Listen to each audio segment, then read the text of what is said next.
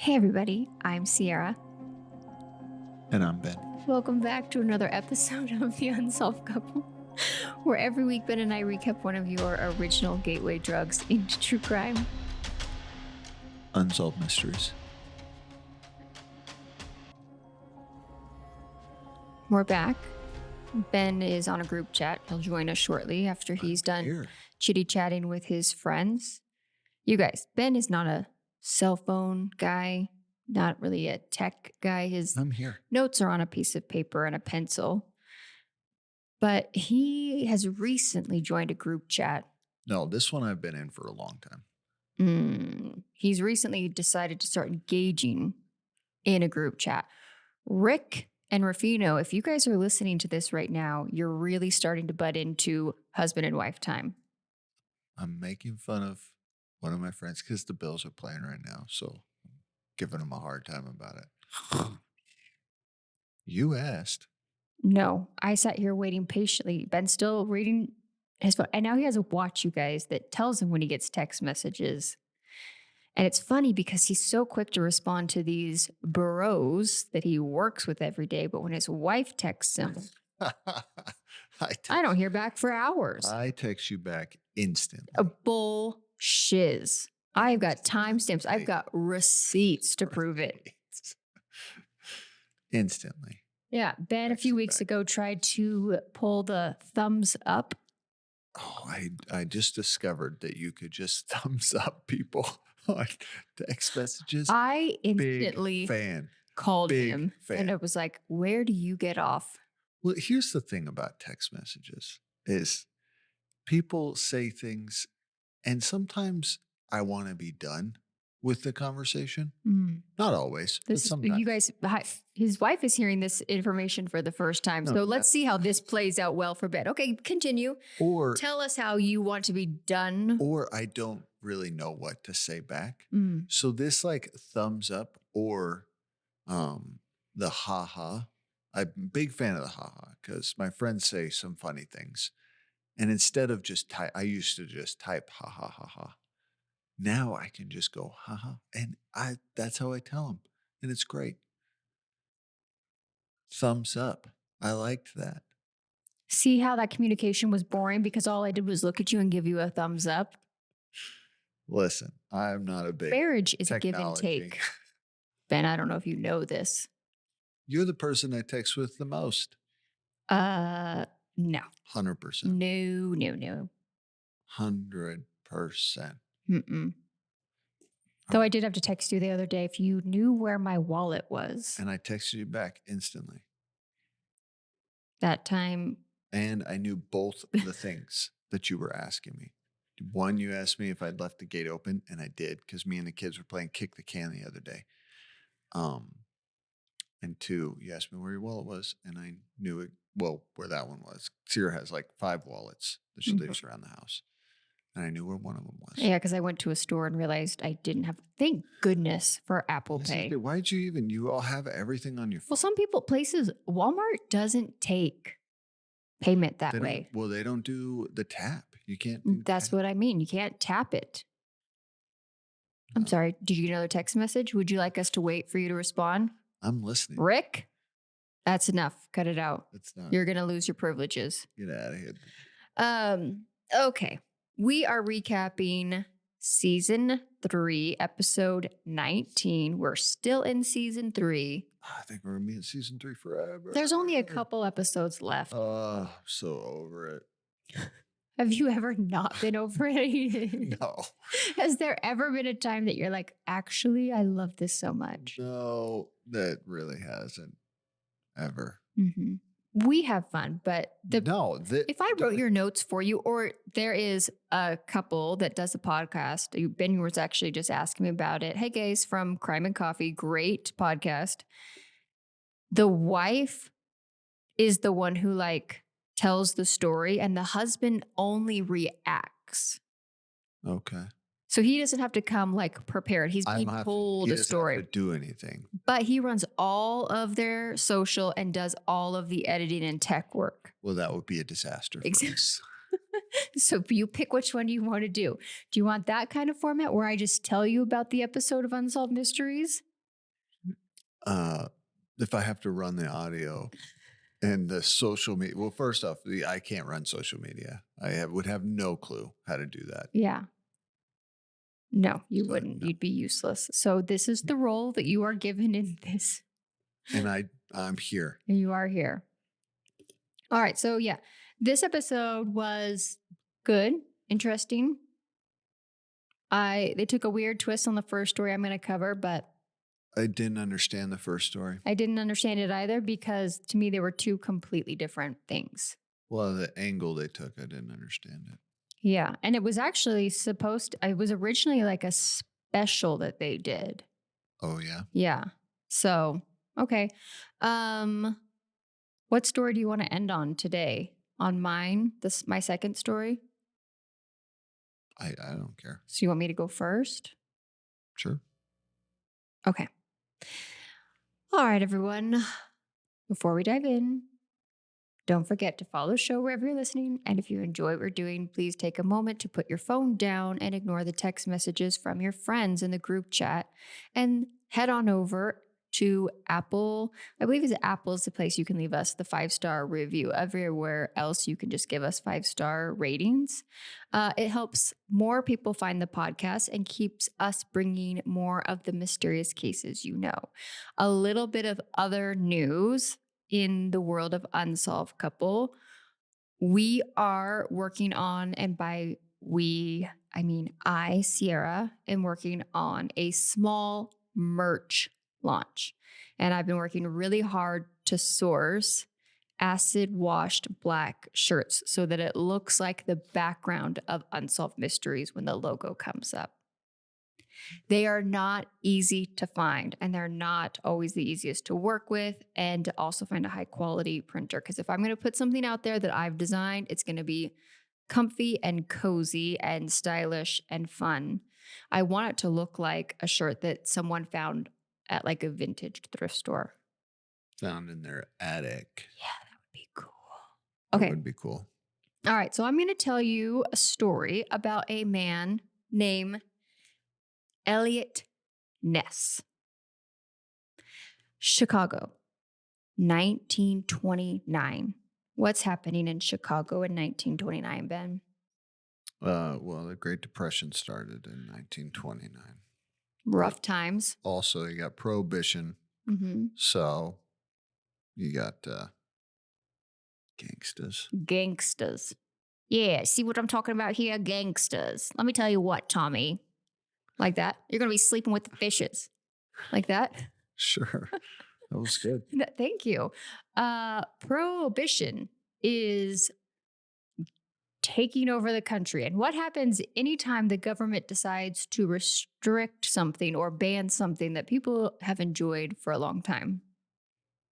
You're going to get underground railroads.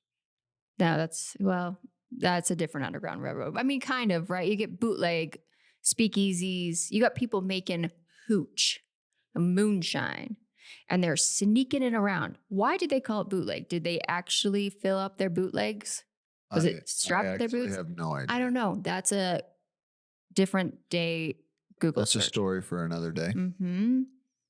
So, and Chicago was one of the cities where cops and politicians are available for purchase. So I'm so glad we got on top of that, and that's changed so much today. 100%. Nationwide, politicians, you definitely cannot be purchased. So grateful we got on top of that, guys. Good job, us. And I feel like you're being sarcastic. I am. And one young treasurer agent gets hired to bust through the riots. His name is Eliot Ness. And if this name sounds familiar for any legit Robert Stacks fans, this name should sound familiar because 30 years later, Ness's story would be turned into the TV show The Untouchables, starring none other than Robert Stack himself. Yes, our Robert Stack, my Robert, was in this show. Long before the trench coat and the fog machines and the back alleyways of Unsolved Mysteries, Stack was out here playing Ness on television and was nailing the role. And yes, I did watch a handful of episodes. He is fantastic. Robert Stack was a true gem. He was. The show is over the top. It's everything. It came out in the late 50s. I looked it up. I didn't watch any episodes. It's in black and white, so it's very moody. They're waving guns around left, right, and center. I saw a shooting scene where nothing's actually fired. You almost just like hear the click of the gun and then an off sound bang somewhere else. And then people acting as if they died. It's that they get hit. Oh, it's classic. Okay, but today we're not actually talking about bootleggers or Capone or any of the other things that we think about during this era. We're talking about the case that followed Ness long after his untouchable, see what I did there? Fame failed him. And that case became his obsession, the one that he was never able to solve. And it's the story of the Butcher of Kingsbury Run, or as what I knew it as, the Torso Killer. Dun, dun, dun. Had you ever heard of the Torso Killer? No, I've never heard of it. Yeah, Ben, we were watching it. It was in the living room. Ben turns to me and says, do you know what he's like? Before they'd even said anything about the name, I was like, oh, this is about the Torso Killer. I was like, 10 points, Gryffindor. So Cleveland, Ohio, this is, okay, side note. Guys, I understand them trying to like Robert Stack, who he played, bring it in. He never could solve this case, yada, yada, yada. But that whole first part of the story doesn't really have anything to do with what we're going over next. So, because we were in Chicago and now we're going to Cleveland, Ohio. And we're in September of 1935. Well, but they set it up that he was a law enforcement guy. He did a lot. He wasn't even a law enforcement guy. Originally, he was a treasury agent. Yeah, but he got into law enforcement. He helped try to clean up Chicago. He helped. But being in the treasury, cleaning up Chicago, what kind of crime was he working? They got Al Capone with money laundering, tax evasion, different than murder. True. He had a very different set of skills. What movie is that from? Taken? I have a very different set of skills. I don't think it says different set of skills, but unique. I have a very unique set of skills. Ben's giving me the look like, get on with your story, lady. I got a text thread to get back to. All right. So 2 mutilated bodies are found in Kingsbury Run, a rough stretch of slums filled with, and I quote, hobos, working poor, and sex workers. People the city didn't exactly rush to protect. And at first, police treated this like a routine double murder. They weren't uncommon necessarily in this part of town. But then more bodies turned up. By the summer of 1936, 5 victims, then 6.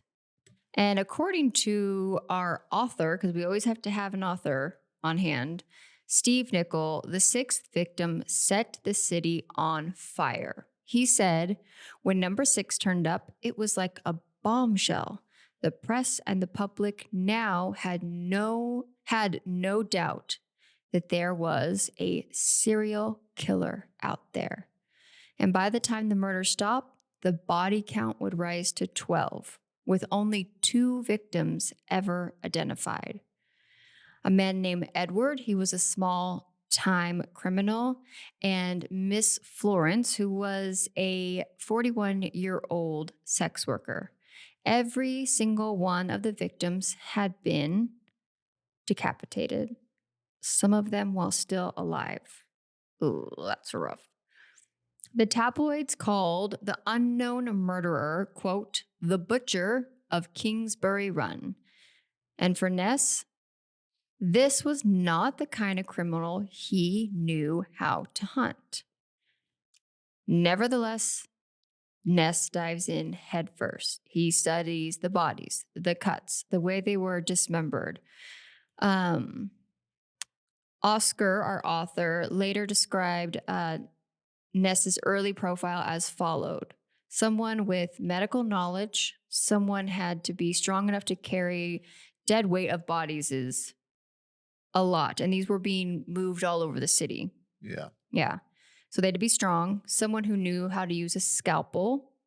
Could this be a doctor, a surgeon, a butcher? Those kinds of careers.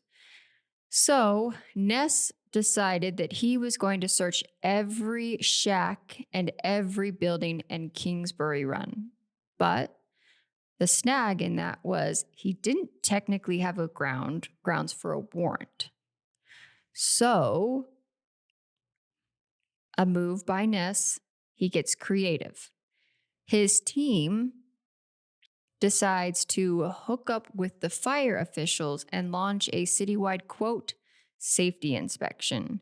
They spend a full week going through nearly every dwelling in the district. They honestly expected to walk in and find some laboratory of horrors, blood, limbs, trophies. I mean, a whole Dexter scene going on, anything. But this search turns up nothing. And this only drives Ness to become more obsessed. Next, Ness targets every single doctor, nurse, surgeon, hospital worker in Cleveland with medical training. Hundreds of people are questioned, detained, and put under surveillance. Nothing. Then victim 11 and 12 turn up. One of them placed just 200 yards from Ness's own office window. Sounds like he was taunting him. Yeah. There was no way that was coincidence. So now we've got a cat and mouse game going on. The pressure on Ness explodes when the city is demanding results. They want to be able to put a name to a villain and stop the killings. So Ness resorts to the only tactic he knows will make an immediate impact. He raids on the, quote, hobo jungles of Kingsbury Run, and more than 60 transients are rounded up. So I looked up, there is some pictures of this thing. When they say this jungle or this area, they called it a shantytown. It literally, when I first was watching, I just thought it was just the poor part of town, right? People living in brownstones, and it's very meager. No, this was like legitimately an open piece of land that had like an alleyway sort of thing. And they had built like tarps and cardboard and wooden shacks to live in. And they were like all connected. So it was like this weird sort of internal city within a city. And there was a lot of homelessness and drug use and things going on, mental health crisis, all of those things happening. And it was just kind of ignored and left to itself. And so he comes in, rounds up 60 different people, and then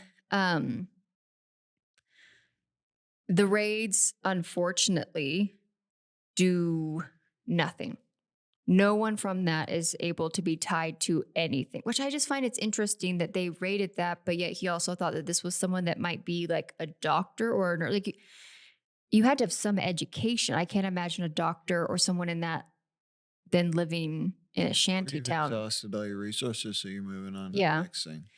So even more desperate, he goes one step further and orders the entire shantytown to be burned to the ground. So what happens after? Nothing. The killer is still nowhere in sight. This did nothing. But there were no more murders. Mm-hmm. Yeah. Finally, Ness focuses in on one man, And we get a little bit of background. A man who, in 1938, voluntarily checked himself into a mental institution. And I don't know this, but I wonder if someone has been admitted to a mental institution either by choice or by being court ordered or whatever. I don't know if you can then go in and arrest that person. That was just a thought I had. Like, was this a calculated move potentially? I don't know if any of those are true. That's Sierra speculation. But according to our author, Ness believes that this is the guy because after this man is institutionalized, the killings abruptly came to an end. Ness privately told people he fits the profile, and I am certain this is the man. But the problem is that this suspect came from a socially predominant family. I went on to go and find out who this guy was. I believe he had cousins and a couple uncles who were like high up in state and federal leadership in the government. If Ness accused him publicly without any solid evidence, he could be sued for libel. His career, already shaky at this point, would officially be over, so he stayed silent. But the suspect didn't. After his commitment, Ness started to receive postcards, taunting, strange cryptic wording, and signed by a patient in the hospital. And there was a couple of the postcards that said that they referenced the murders directly. So, was it the killer? Was it someone just messing with this guy?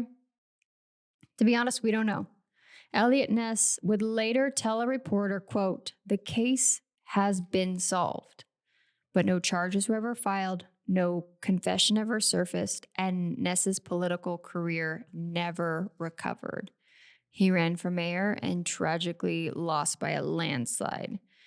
At that point, he decides to pack up and leave Cleveland and never come back and just kind of slipped into the quiet side of society."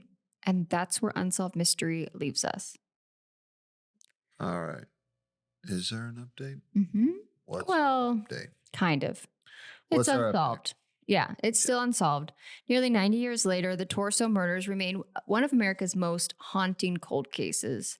To date, only 3 victims have actually ever been named because these people lived in the conditions and in the shantytown. They didn't have, they weren't known to people, and it didn't seem like their families were looking for them. So in 2024, Cleveland medical examiner Dr. Thomas Gilson announced plans to exhume several unidentified victims in this case to attempt a DNA identification through genetic genealogy in partnership with the DNA Doe Project. That was announced in 2024. There's not been any updates on it, but that is a plan. Some investigators believe that the real victim count could be far higher, closer to 20 or even 40 if you spanned Cleveland, Youngstown, and Pittsburgh. It seemed like there was also a handful of murders with decapitations that went on through that time. The lead suspect assumed as of today, and we can't be sued for libel because he's no longer with us, is a man named Dr. Francis Sweeney, which is crazy because of what, Ben? Todd Sweeney. Sweeney Todd. Sweeney Todd. Yes. The Butcher, who, it's an amazing musical. 10 out of 10 would recommend everyone going and seeing it. The Butcher of Fleet Street was his name, which I don't know if those are connected at all. Anyways, a physician who was later diagnosed with schizophrenia and was actually interrogated at one point in 1938. And yes, he was the same man who signed those postcards, who checked himself into a mental institution and passed away in 1964. But here's the truth. Even if he was the killer, there's very little hard evidence that ties him to the crime. Mm-hmm. So officially, it's still unsolved. Officially. Mm-hmm. All right. Okay. Whoa, mic check. Sorry. All right. Everyone get comfortable. Ben's getting his notes out. I'm getting my notes out. All right. Are you ready? Yeah. Are we ready to move on to the next story? I mean, you don't know anything about these cases. To me, it's just very much along the lines of lore and the fact, like, it reminds me of Jack Ripper and kind of stuff like that. So, yeah. I mean, I didn't include this in my notes. The bodies were like drained of blood. Like, it was crazy what was happening. And it seemed like Dr. Sweeney had a colleague who worked in the mortuary who testified, or at least under interrogation at one point, that Sweeney liked to come over and like mess with cadavers for quote unquote medical research or something. So there is a belief that maybe that's where they were being kept because he would have had the tools to dismember and drain them of blood. I don't know. Ben does not like Ben does not like talking about. Well, yeah. Yeah, and I was telling Ben this. The newspapers back then were wildly different and printed pictures. And I was reading through several news articles, old ones and stuff like that.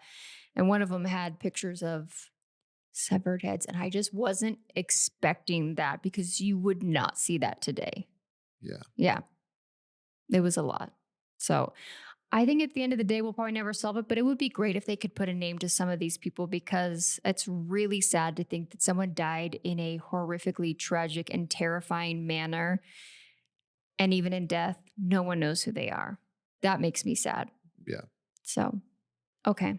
Ben? Okay. Are you ready? Ben's got an interesting one for us.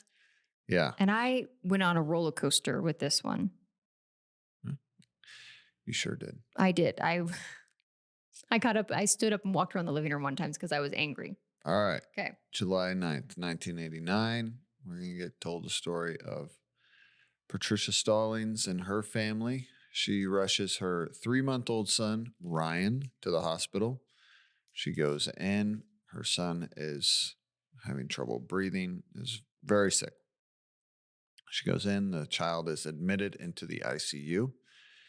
And they say that he'd been having gastric distress pretty much since he was born. So, which a lot of babies do. Yeah. Right. Yeah. So, but this had gotten really bad. They go in the hospital. He's admitted. So the parents are there.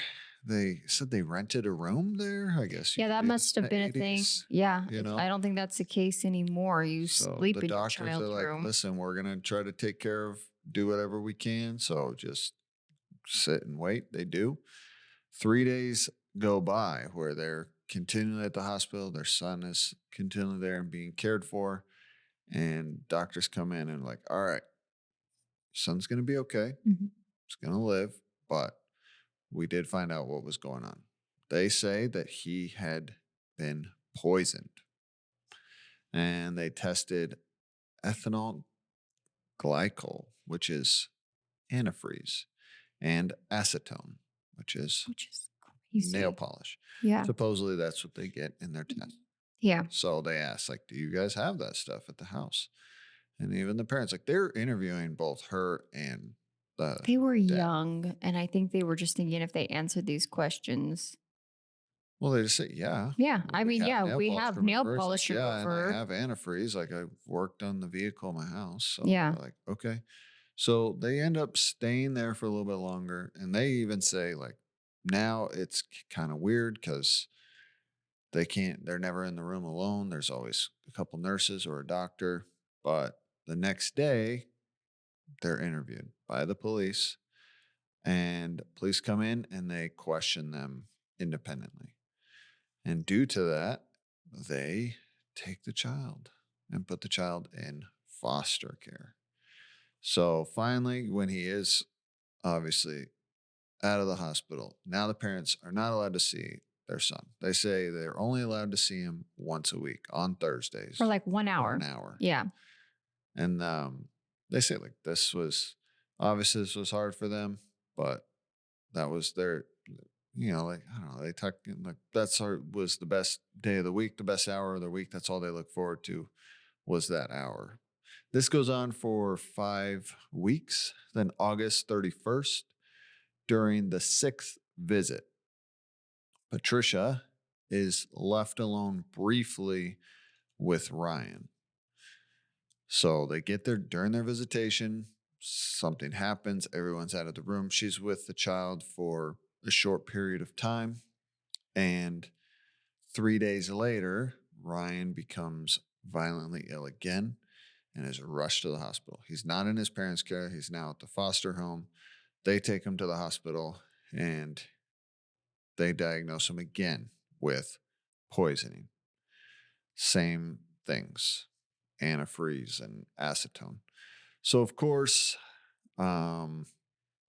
Patricia is now arrested right away. Yeah. I mean, fair. Yeah. She's arrested. She's charged with, at that time, she was just charged with assault and poisoning her child. Mm-hmm. While she's in prison, her son takes a turn for the worse. This was September 7th. He's placed on life support and the doctors come in and tell the father, listen, because he is able to go to... yeah, they're allowing the dad to go visit him at the hospital. Yeah. Yeah. But David is the father's name.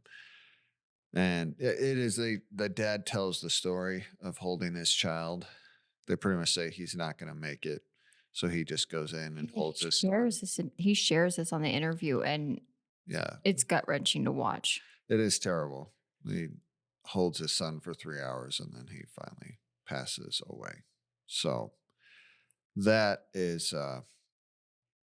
yeah, it was terrible. It was not a fun story listening to it. No.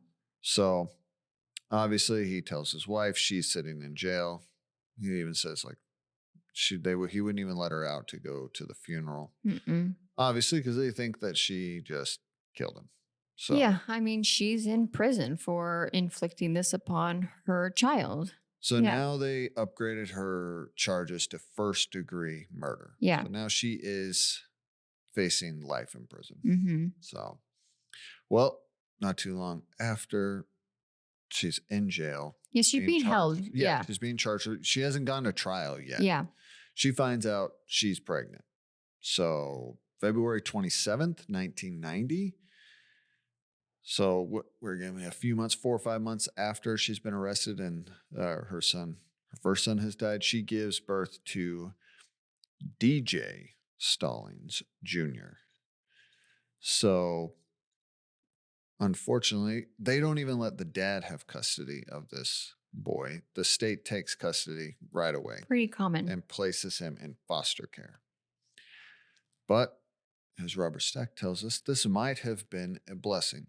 I'm surprised because 2 weeks after DJ was born, he shows symptoms almost identical to Ryan's. He's taken to the hospital and he's tested. And now the hospital kind of looks at it a little different way and they diagnose him with a rare genetic disorder called MMA. I would try to say this name. I would love to hear it. Let's attempt it. Methylmalonic acidemia. I bet that's pretty close. So it's probably not very good, but way better than how I would have read it. So it's something where it's prevents proper metabolism of proteins, and it can produce compounds that resemble ethylene glycose in lab tests. Mm-hmm. So because it doesn't do something, I don't know. I'm not a doctor. You're not? No, I'm not. Oh. And so somehow it can say that it can produce those types of tests in lab tests that shows that he was poisoned. But they were able to diagnose him with that. So Unsolved Mysteries actually brings in a doctor who specializes in this, right? Or they just say a third party. He's not involved in the case, or he hasn't. Yeah, he's not connected to this. But he does have some expertise supposedly in this, and he talks and says like, yeah, like this is very rare, especially as doctors, a lot of doctors have never seen it before. And it presents just like poisoning. Yeah. And he even says a lot of first, because it is a genetic disorder, it's passed on from the parents. He even says a lot of times first cases are missed. Yeah. And it's not till the second case in a family that it's been able to be identified. Yeah. According to him, this is Dr. Stephen Cedarbaum.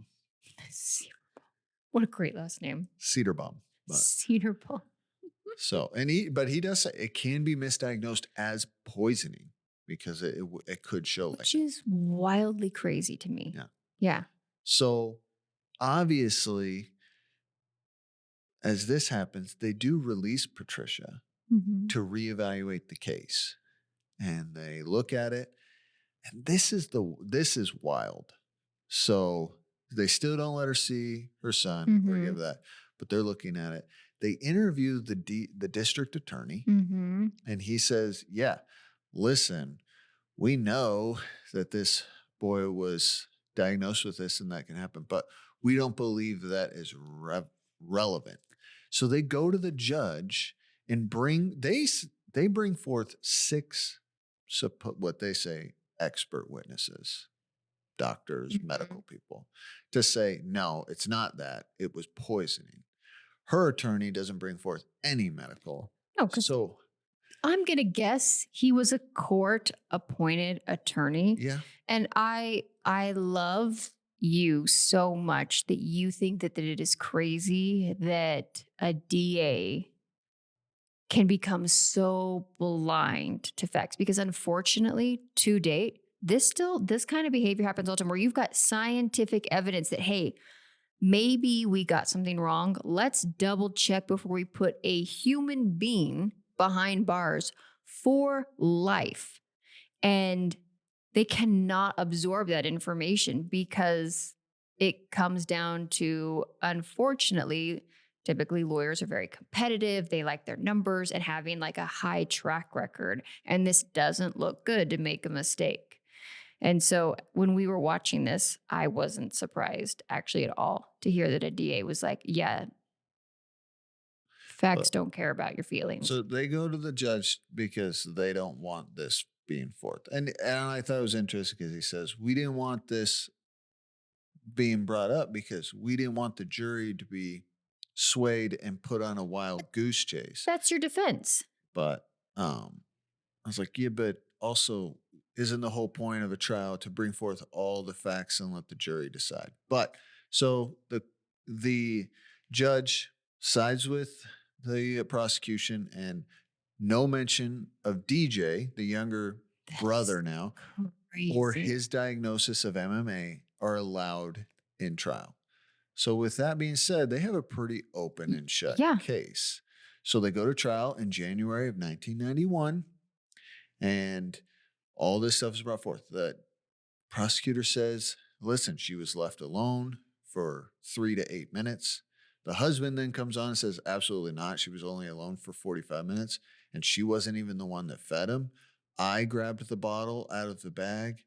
Yeah, he says all he did was walk his parents out of the door, down the hallway. He came in, and the baby was being fussy. So he grabbed a bottle that had been prepared by the foster parents out of the bag, and the child was fed.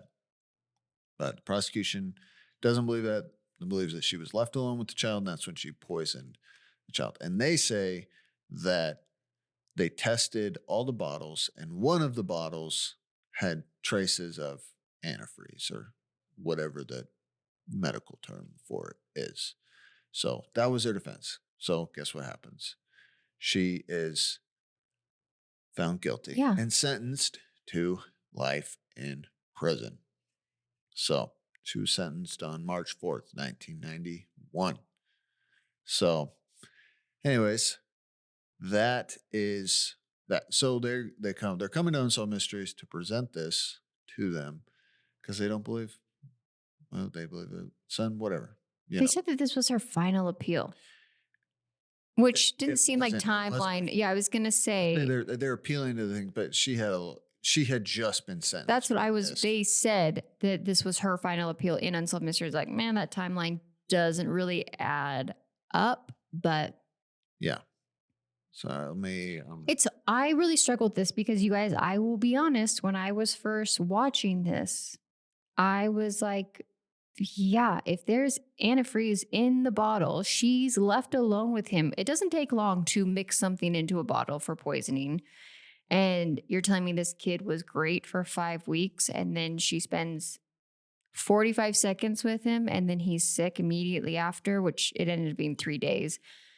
Well, and they brought that up that they said, listen, and even the other doctor that Unsolved Mysteries brought, it's like, listen, poisoning if he was poisoned, quicker. it wouldn't have taken 3 days. Yeah. But the prosecutor even addressed it. He goes, listen, we just think that the foster parents didn't recognize the symptoms and it took them that long to take them in. Okay. Yeah, but I was fired up. Like, this woman deserves to be behind bars. If she did these things, you're a terrible human being. I did think it was funny that the prosecutor said, we don't want the people to hear about the diagnosis of MMA because they might go, he literally says, they might go on a wild goose chase. But you go on a wild goose chase of saying, well, yeah, it might have been 3 days. A huge assumption. Yeah, you're making assumptions to prove your point, but you won't let any other. I'm like, all right, dude. I mean, so. Yeah. All right. You ready for your update? Yes. Well, Unsolved Mysteries kind of updated us on this. Yeah. But I do have some more updates. Okay. But this is solved. Solved in the way of Robert Stack comes on and says, like, within minutes, they get calls from physicians, doctors who are experts in MMA. It's like, yeah, we think this. And it's a genetic disorder. It's a genetic disorder. So literally with only a few months, July of 1991. So a doctor comes forth. They had blood frozen from this child, Ryan. And it was tested by him. And there was also a doctor at Yale who specialized in this. And they tested it and said, yeah, he had MMA. Wait, so if they had this blood frozen this whole time and they wanted to rule out the MMA theory, why didn't they get the blood tested for that before trial? Because they had doctors that said, that they had tested it and they'd found that in it. Okay. So, but he tests it, another person tests it. So they petitioned for her to have a new trial because they said that she wasn't represented properly. Yeah, she wasn't allowed to actually give a defense. So in July of, I want to say 1991, she was granted a new trial. So she's released from prison. By September, all of this is in motion. These doctors, all these people are getting involved. These experts test the blood and say, yeah, it actually wasn't. They said they found propenic acid. I don't know. I could say that. Not antifreeze in his blood, which that led them to MMA. So he was diagnosed with that. So by September of that year, the DA comes out and says, we're dropping all charges. Yep. And I'll give him credit. He I will apologizes to her. Publicly. Right there and says, we are sorry. I cannot think of the last time I've seen a prosecutor do that. That was.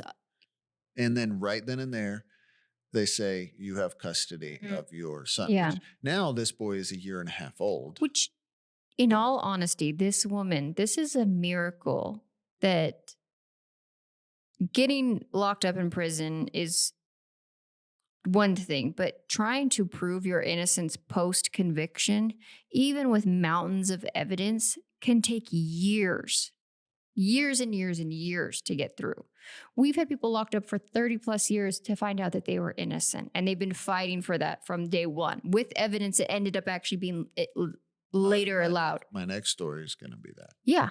So the fact that this woman, by some sort of miracle, and maybe it was the press, maybe it wasn't of this, was able to be arrested, convicted, or charged, convicted, and locked up for life, and then out of prison within 2 years? She did a year and a half. Wild. Yeah, she was in prison for a year and a half. Yeah. And or I guess, almost 2 years. Yeah. So, and that was tough. And in that time, had to bury a child and gave birth to a child that she didn't even get to say goodbye to. No. They took that away from her. And here's the thing. I thought she was guilty. When she's interviewed, you guys, her behavior in her interview, did you notice that? The dad is emotional. The dad is the emotional one. He is crying and he's upset. When they talk to her about when her child died, she gets really upset and cries. To me, she just seemed that seemed almost, I don't know. I thought with just the very little evidence, obviously, the Unsolved Mystery gave us, I could see how a jury, since they were not allowed to learn the full thing, convicted her.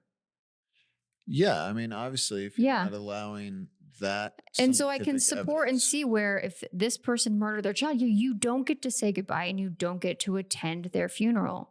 It's gut-wrenching to think how this got this wrong and took that away from this woman.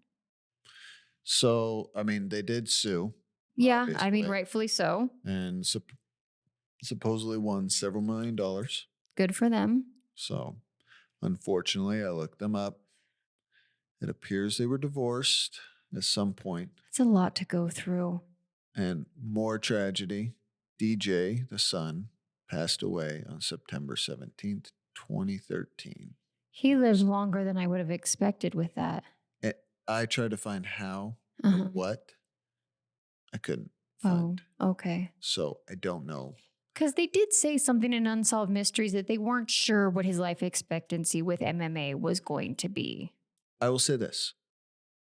There was a picture, at least, of him. Mm-hmm. He looked like a healthy individual, but I don't know. I have no idea.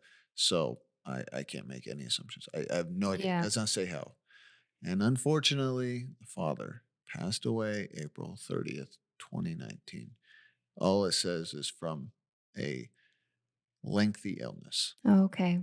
So that was sad. Yeah. I'm sad to hear that. I tried to find Patricia to see what she was up to, but she doesn't have a big footprint out there. Her case is very well documented because obviously it was extreme. Yeah, this is the case that Crime and Coffee covered. Yeah, well, and there's also been studies in different, like, other universities have used this case as like a massive injustice. Absolutely. You know, obviously, but but her case is only documented on what happened, what has happened to her since clearly she has gone through some tragedy, has now, so my heart goes out to all of them. She's now had to bury two sons and spent a couple years in prison. Yeah. So that is that's got to be tough. Well, I hope whatever she's doing, she's found some comfort and happiness in her life. I hope. Yeah. I hope things got better for her. Yeah. And my heart breaks for the tragedy and the loss of bearing a child's not easy. I mean, it's unnatural. We're not supposed to as parents. And then having to do that twice while you still are here on the earth. I can't imagine. No. So tough, but interesting story. That is but solved. It is solved, and it was interesting. So actually, as I was watching it, I thought a lot about the Susan Powell case because Susan Powell was missing out of the Utah area and was married and had 2 sons. And she went missing, and the prime suspect was the husband.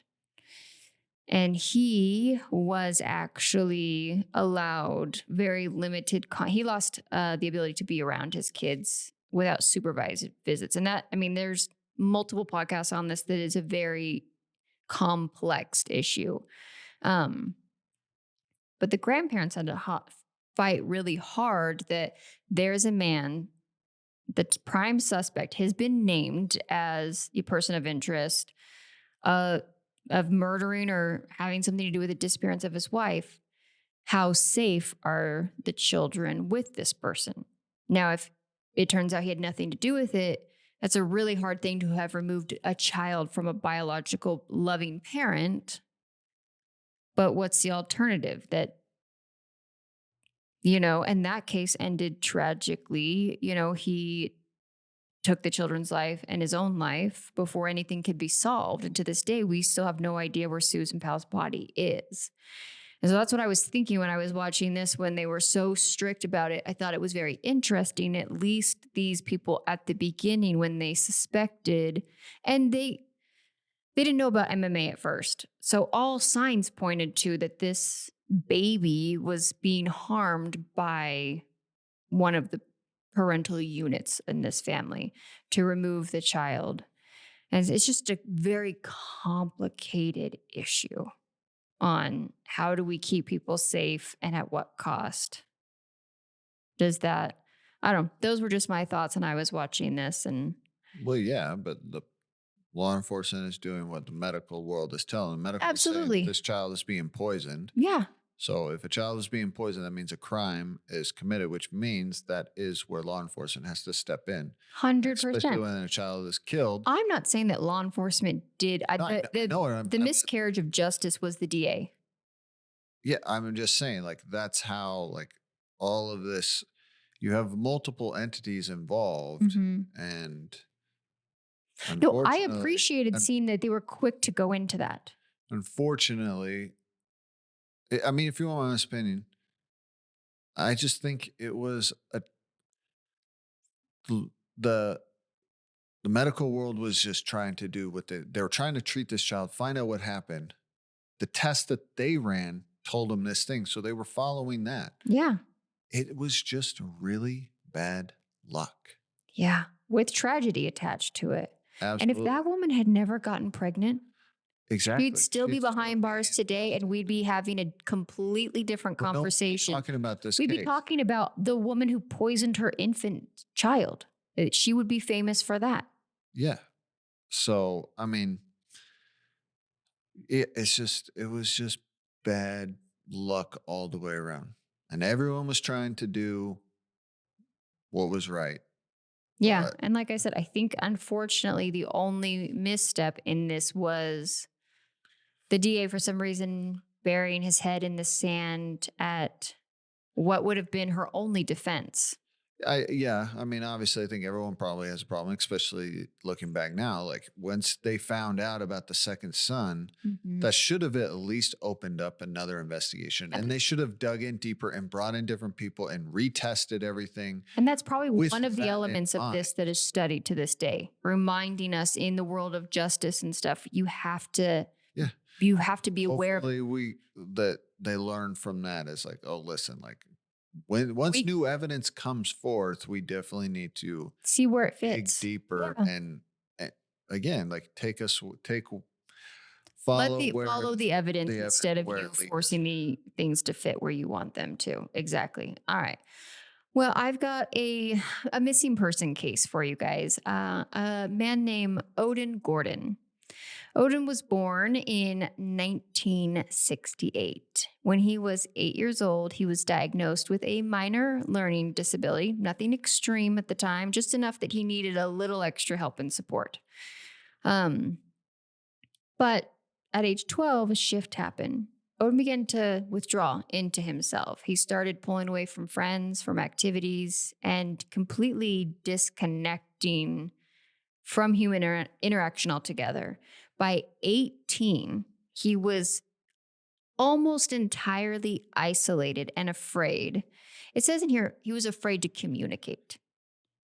Now, this was what? He was born in 68, so we're looking at 70 or early 80s.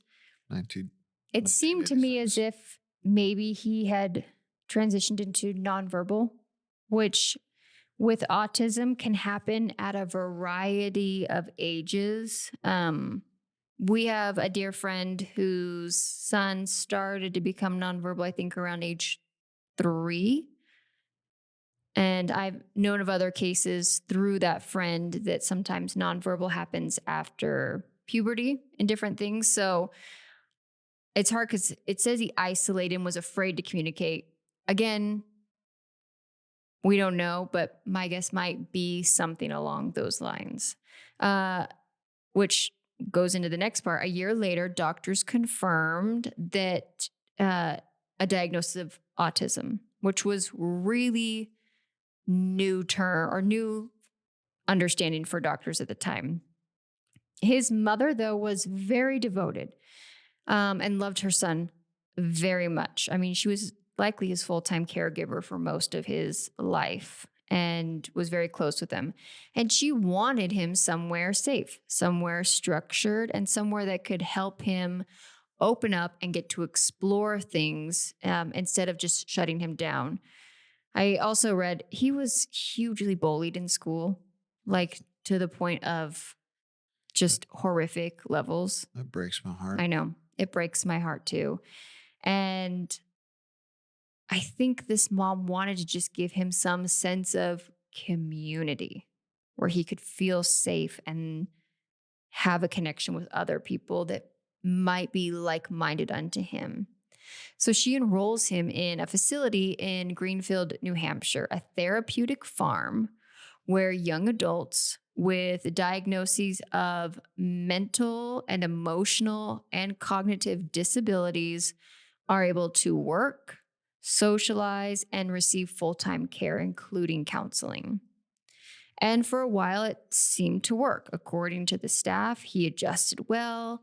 He even began communicating or at least repeating words and having some level of talking with some of, it seems like that some of the employees were able to have some sort of conversation with him.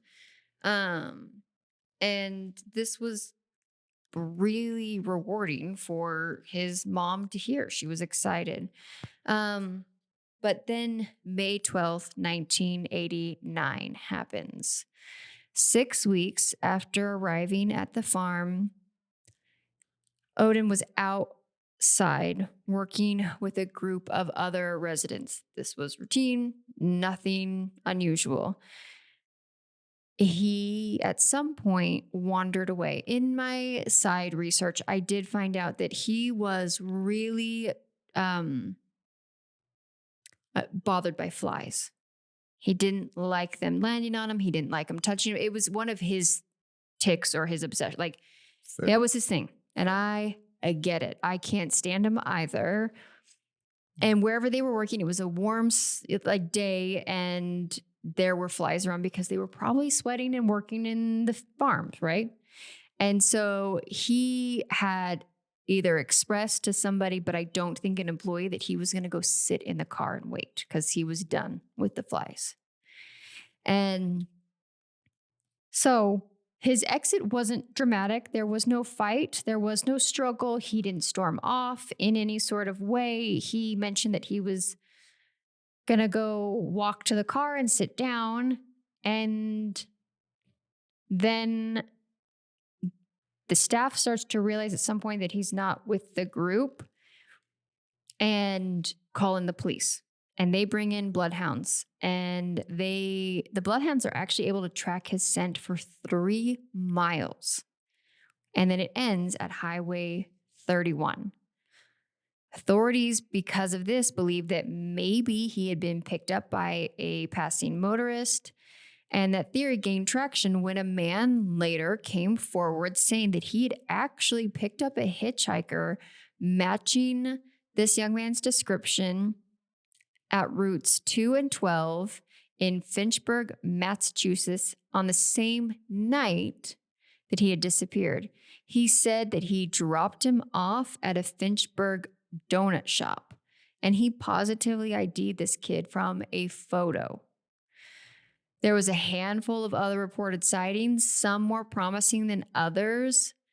The most recent tip that had come in was around January 1990. But then after that, nothing. So Unsolved Mysteries kind of gives us a little bit of because they're looking for this man. This is a missing person. So they give us a little bit of background on this. He's originally from New York, and investigators believe that he may have been trying to travel back, searching for something familiar, maybe looking for his old home. His autism does and did make things very difficult for him to communicate. He often spoke in whispers and would more mutter to himself than actually communicate. And the conversations were in short bursts with broken sentences and long stretch of silence and with very limited vocabulary. His posture was noticeably hunched. He actually had been born with scoliosis. He had black hair, brown eyes, and at the time he had a mustache and a sparse beard.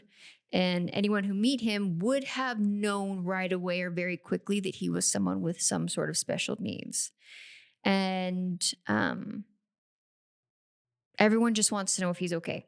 He's got his mother and his grandmother who are looking for him, and they're just concerned at this point that they're on Unsolved Mysteries, that he's potentially spent decades wandering around as a missing person with really, they said at one point, and I forgot to write it down, what his actual like emotional intelligence was. And like, if you think about, let's say an 8-year-old, or a 6-year-old, excuse me, I bumped my mic, trying to like place them in a world and say, hey, get back home. Yeah. Yeah. And so that's kind of where Unsolved Mysteries leaves us. They give us a few photos. None of the photos are great.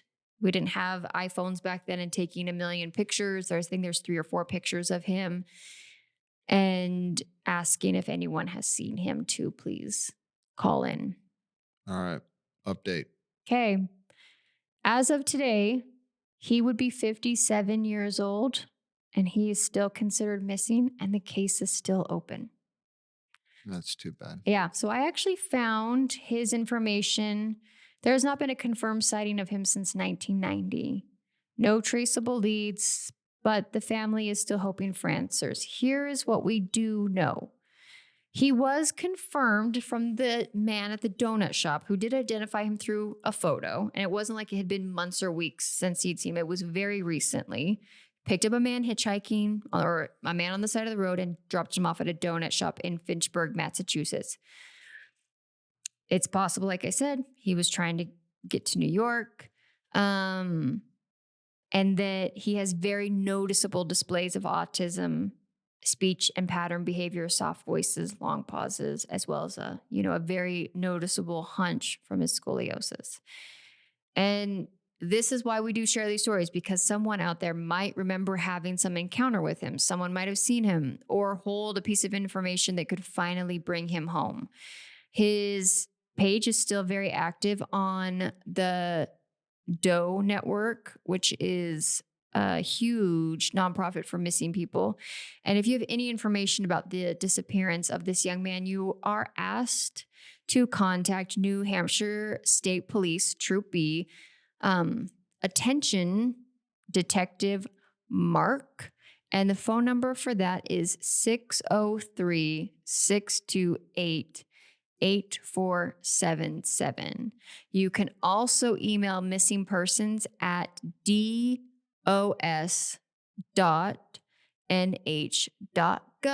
and the case number is B89-001. Sorry, 00. Sorry, I'm going to start that all over again because my dyslexia just caught up with me. Case number is B89-00210. And I will post his photos as well on our social media. Sad. Yeah, that's too bad. Yeah. I mean, what do you do in this incident? If there was a man saying you have to go on that he dropped him off at a donut shop, you have to hope that he's out there somewhere. He wouldn't be quite that old yet, but I don't know. Breaks my heart. Yeah. Yeah. Sad. So, all right. Ben has a crazy story for us. I don't know about crazy. An interesting one, I guess. I love stories about potential corruption and inside drama. All right. I'm going to tell you a story of Michael Franke. Being introduced, he becomes a pretty well-known figure because of a New Mexico prison riot where 33 inmates were killed in 1980. Had you ever heard of that before? No. But he's brought in to help like reform the prison system in New Mexico. And supposedly he does a really good job. So that's kind of where he comes into the scene as a pretty well-known figure. So in 1987, the Oregon governor recruits him to come and kind of do the same to reform and clean up the prison and corrections problem, whatever they thought was the problem at that time. So he comes in and he starts investigating the prison systems here in Oregon. And he starts investigating what I guess he says he's coming into what drug trafficking, corruption, theft. They interview one guard and he pretty much says like, yeah, I mean, they were bringing, supposedly guards were bringing in drugs in their lunch boxes. And he goes, and if it wasn't nailed down, it was getting stolen, supposedly. It's not good, guys. And he said like his superiors told him, hey, keep quiet and, or you're going to find another job. Can you imagine? That's what he says. I know, but still, like, we've all been in maybe not this big of a situation where you're just like told to look the other way and you're like, I don't want to do that. Yeah. Yeah. I mean, I don't know. It's just, especially with. I also would suck at stuff like this because I can't. I just can't. I can't do it. So Frankie starts investigating this stuff. And in late 1988, he supposedly is making a breakthrough. They interview his brothers and his sister-in-law, and they think he's creating this big case. They had conversation with him, and he's telling them, "Hey, listen, I got this case. It's gonna blow open, and heads are gonna roll, and this corruption, all this stuff goes really high. It goes way high up. They don't tell him. He doesn't tell them how or where, but it leads high up in supposedly the Oregon government. So Oregon government. The sister-in-law comes in and says, like, she had a conversation with him on January 13th, 1989. And he says he's about to bring this forth this month and heads are going to roll. It's going to be big. So January 16th, 1989, around 6:50 p.m., they have a staff meeting. That's really late for a staff meeting. Well, when you want stuff done off the books, sometimes you do it after hours. So they're done with the staff meeting. He speaks with an employee. And that's pretty much the end of his day. 7:20, 2 correction employees come out and they see his car. Doors open, lights on in the car, but nothing crazy. They're like, what's going on? What is this? They look, they don't see him. They go back inside and tell some people, hey, like this doesn't look right. Something's not right. And they look for Frankie and can't find him. So they contact a couple other people, their superiors, and they come in and start searching the place. Supposedly they get there at 8:30 and they search the building till 9:30 and don't find him. Nothing to be found. 12:45 a.m. The security guard finds Frankie's body. Mm-hmm. He has been stabbed and he's on a side porch of the building. And a plain glass window on the side door has been shattered. And nothing else around. No briefcase, no nothing. Mm-hmm. So obviously police come in, they start doing an investigation, and they start interviewing witnesses. And a bunch of witnesses say they saw it happen. Okay. This I found really weird. Yeah. Okay. They supposedly interview homeless people and known drug addicts in the area. And one of them says they saw it. They saw a guy by the name of Frank Gables breaking into his car, into Frankie's car. Frankie comes up and it's like, what are you doing? They get into a fight and Gables stabs him. And then rips his briefcase away and takes his briefcase and runs away. And they think that Frankie climbed onto the side porch, broke a plain glass window to try to get into the building, and died there on the porch. And this supposedly all happened at like 7:00 in the evening. Yeah. Because they supposedly got done with the staff meeting at 6:50, and at 7 he goes to leave, and this all happens. So they arrest Gable and they charge him with murder. The family doesn't think. So this kid is charged with murder based on a drug person and on multiple witnesses, a lot of witnesses, a handful like of 5 to 7 people. 5 to 7 homeless people, also known drug dealers in the area that were hanging out together right outside of the federal buildings. I don't know who all these people are. They don't identify. I understand that, but doesn't that seem like a crazy thing to go off of to convict people on? Or to charge people? Some of them are not that, and they seem to be credible. So who were these stable people hanging out with? It's outside of a government building. Yeah. So I don't know. You don't find out a lot about that. They get him and charge him. You guys are going to find out, and if you haven't already in this podcast of ours, who is a conspiracy theorist and who is not. I'm not saying I'm not a conspiracy theorist. I'm stating the fact that we can't assume that all of them are. I have more information about these people, and it's going to come in my update. Okay, well, not of who they are. We'll just sit and wait. I'm just saying I don't know if all of them are that. Okay, I will patiently wait. But that was what they said originally, that the first person to finger him was that. Don't say finger him.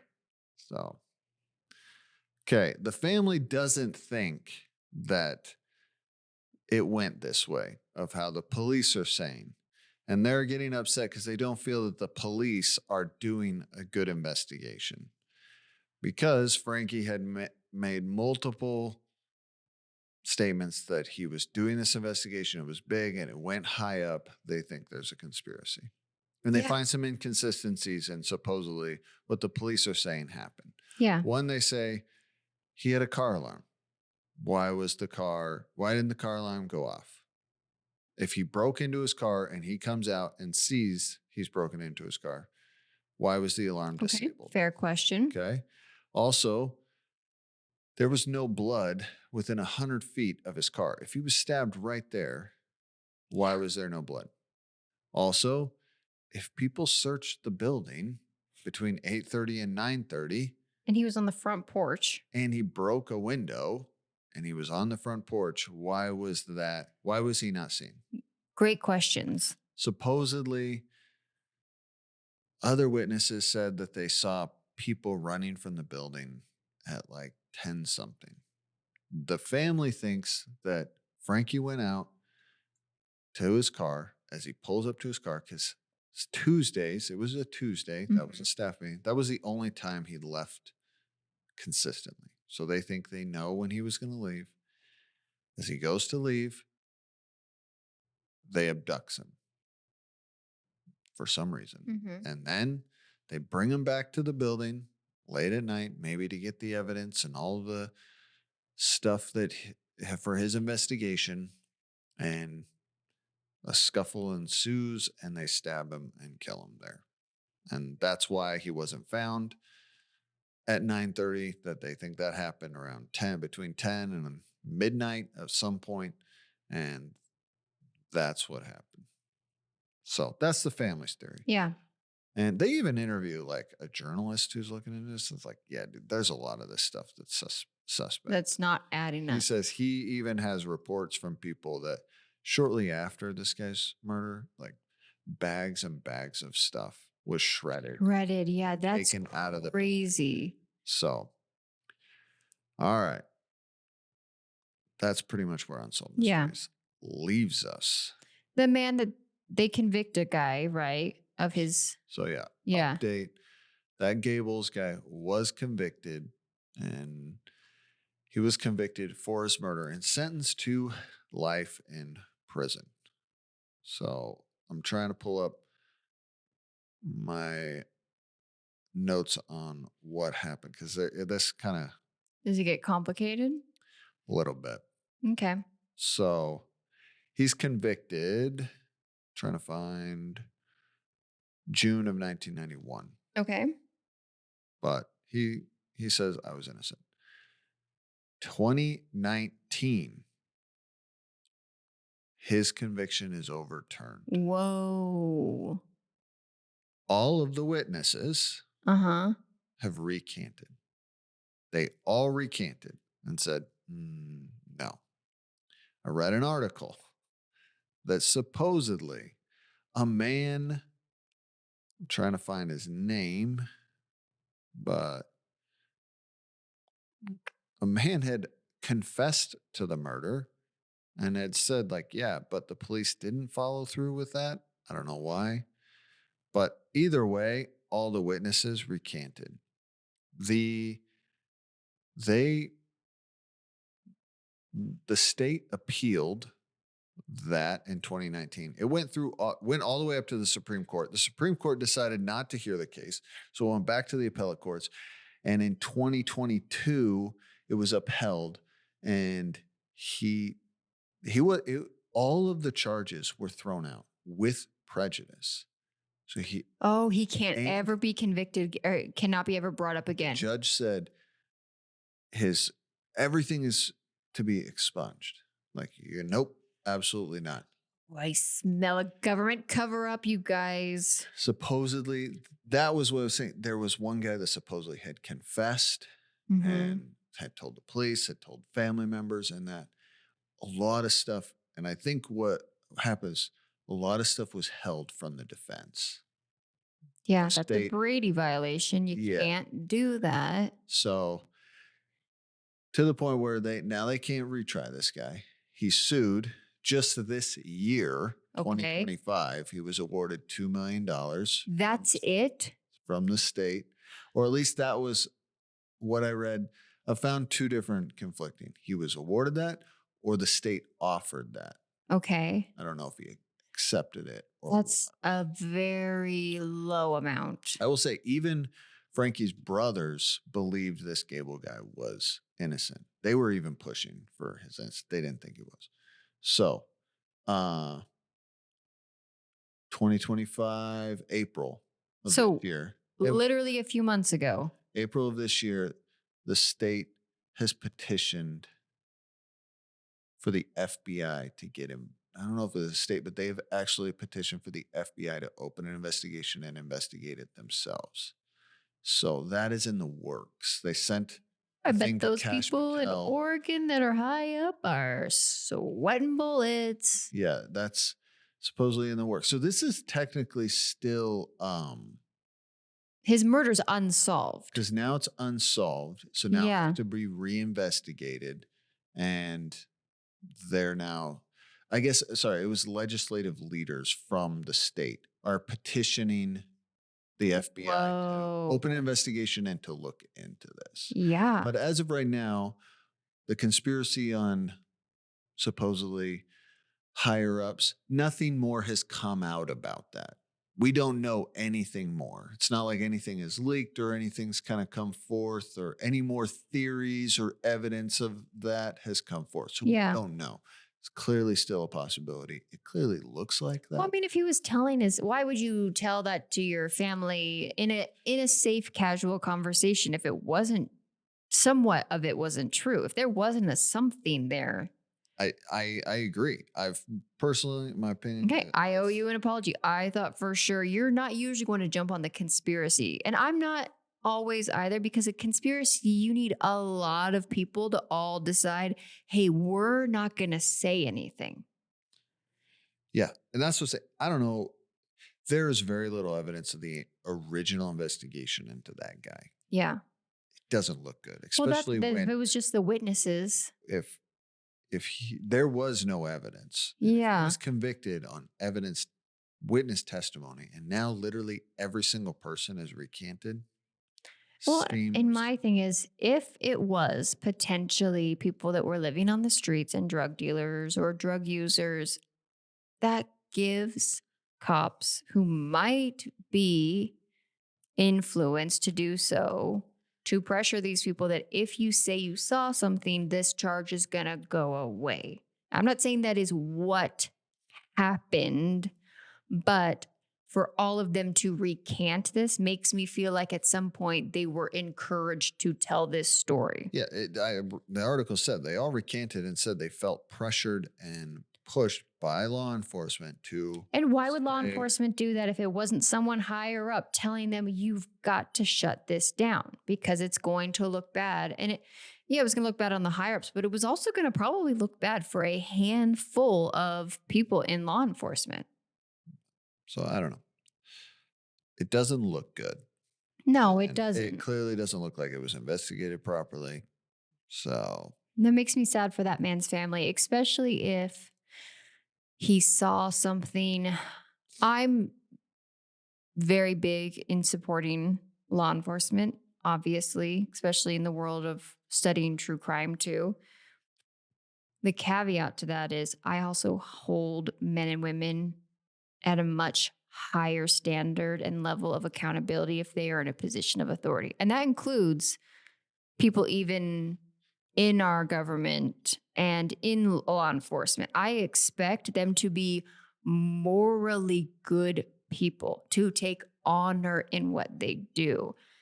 And so for a man who saw things potentially, supposedly, that were corrupt or immoral or unhonorable or not of integrity and wanted to stand up and do the right thing, I think there's a code of silence in some organizations, not all, that you don't say anything. It's a brotherhood or it's this or that or the other. Like he was even potentially being told, oh yeah, we know about these things, but you don't say anything. You don't do anything about it.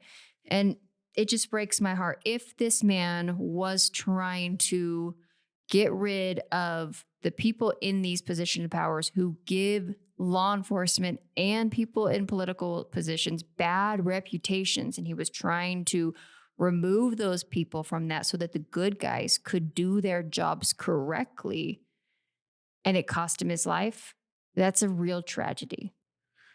Yeah, I agree. And unfortunately, it's still unsolved. And hopefully hopefully the FBI does pick it up and they do an investigation like they've been asked. Yeah, but now, unfortunately, you're talking, and that's what I was saying earlier, because you said something on my last one, like this guy ended up spending over 30 years in prison. Yeah. For clearly something that he didn't commit. Yeah. Even the victims or the family member of the victim didn't believe he committed. So I'm amazed it took till that long. Yeah. I guess what I'm saying, it took that long to get to the courts. Like, what was going on for 20 something years? Usually people are appealing stuff. Ben, I love you so much that you remind me of someone who has faith in how the court systems are supposed to work. They are supposed to be, they shouldn't take 30 years to get here. What I'm saying is usually people appeal and you run out of your appeals eventually within like 10 years or so, So where were the appeals in the 90s and the early 2000s? But anyways, hopefully he gets more than $2 million. 30 years is a lot of life lost. Like I said, I couldn't find, I found one thing that said that was offered, but anyways, but now again, even if the FBI do investigate it, you're 30 years behind. Yeah, most of those people that probably were involved with it probably are. They're definitely not in government now. Well, I don't know. Yeah, maybe that's true. That's true. I was like, what is the medium age of people in Congress right now? It's like over 80. Exactly. Exactly. Okay. Well, guys, that is season 3, episode 19. Poor Ben has been dragged along, and we're still in season 3, and we still have a couple more episodes to go. And we're just getting, I think there's 12 seasons, We got Ben. a couple episodes till we take a Christmas break. We shall not be taking a Christmas break. Christmas break. 4 weeks. For taking a whole month off. Yeah. Hey guys, the podcast has really just started to kind of pick up some traction. You know what we're going to do? We're going to peace out for a month. We'll do best of, Everybody hates the best of episodes. Yeah. To me, I'd rather you just not put one out. Okay. So yeah, for the people that are not into the chitty chatter or the banter, and you're just here for the true crime of it all, you may exit stage right, because now is the time that I ask Ben a silly question. Ben, if you could pick any animal in the world that best describes or fits the personality of your wife, what would it be? And why? I thought of this today while I was at the zoo. At the zoo, mm-hmm. And you saw an animal. Mm-hmm. All of the animals would be you. Sierra loves all animals and wants to play with all of them. Play with all, but I don't think I embody the emotion of the personality or the essence of. The essence is the best way to describe it. Well, I would say a cat, because one, you love cats. I do love cats. And cats are independent. Mm-hmm. And you're a very independent person. I am. They also love to sleep. You love to sleep. Sleeping. And this is the thing about Sierra. She loves attention and loves on her schedule. When she wants it, when she's ready. And then when she's done, she goes, I'm done. Mm-hmm. And cats can leave the situation. Yeah. They will rub on you. They will want love. And then they decide, I'm done and I'm out. And no one's allowed to be offended by it. No. And they just leave. And then they want you to be ready for when they're ready for it again. Yes. Whenever they choose to be. And someone to just like rub me down and massage me multiple times a day and be like telling me how pretty I am, even though I'm fluffy and overweight, would be the best. Yeah. Yeah. That's why I think a cat. Okay. But and I think a lot of it's because you love cats so much. Yeah. And, I just associate you with cats because you and cats are, you are one. You guys, one you and the earth, you and cats in the earth are one. Are one. Yeah. So. Okay, are you ready for yours? All right. Okay, First off, do you think did I hit that? Yeah. Yeah. Is there another animal that you think you embody more? I mean, an otter maybe, which is like the water of cats. They just like are swim around. You saw baby otters. The baby otters, or I don't think they were babies because there wasn't a parent, but they were younglings. They were adorable, but they're just like, they just want to have fun and play. That's all they want to do. And sometimes I'm in that mood. Sometimes. So are cats. So are cats. And then they want to be done. Sleep. Yeah. And then I want to take a nap afterwards. Okay. So today we're walking through the zoo, and just don't freak out at first when I tell you what animal made me think of you. If you say like a hippopotamus. I'm going to say a hippo, but it's not far off. An elephant? The rhinoceros. Wow. This is why. The rhinoceros has this humongous area of the zoo, right? And rhinoceroses are so mellow and chill, but they're also very aggressive and territorial. But like, you don't know. So this is what I love about Ben. Most people that meet Ben outside of his social circle and frankly, his wife. Ben is very quiet and also has a resting, this is a clean podcast, jerk face. How many times do people come up to you after they've gotten to know you and be like, man, when I first saw you or met you, I thought you hated everybody? I usually do. So the rhinoceros also, though, the thing that I love about the rhinoceros in the zoo here is that there's this so little tiny deer, like dee, dee, dee, with these little skinny legs that this rhinoceros could obliterate in a second. And it's the only thing that he tolerates in his space. He doesn't care what the deer's doing. The deer can be crawling on him. The deer can be running around like a crazy person. The deer can be eating his food. He doesn't care. That deer is allowed to do, it's not a deer, it's probably an antelope of some, whatever. It's this tiny little thing. It's allowed to do whatever it wants. And he seems to have some sort of fondness for this one solitary creature, of which in my imagination, he would fight to the death for this thing if anything tried to come anywhere near it. And he's just looks like he could be, rhinos look like you could go up and just like right to their faces and just, you know, but you can't unless you're that deer, because to everybody else, he has a humongo horn. He is like very large in stature and like tough as nails. Doesn't really ever seem to have much of emotion, just is present. Most of the time, he's just laying there. He's never moving. He was up moving around today. Oh, really? Yeah. Wow. And I just thought it was adorable because he's like over there and the deer is like really close to him, like in his food area, where you would think this is the moment that this guy is going to decide I'm done with this little tiny thing and fling him off, because he could. And he just sat there and waited patiently till the deer was done and then moseyed on in. I was like, that's my husband right there. Once Ben, the rhino, has decided that you are allowed to be in his space, you'll be okay. Yeah. But most people are not. But to get into that space, it takes a lot to break the rhino's outer shell. Outer shell. Even though stature-wise, you are not the size of a rhinoceros. I hope not. They're humongous.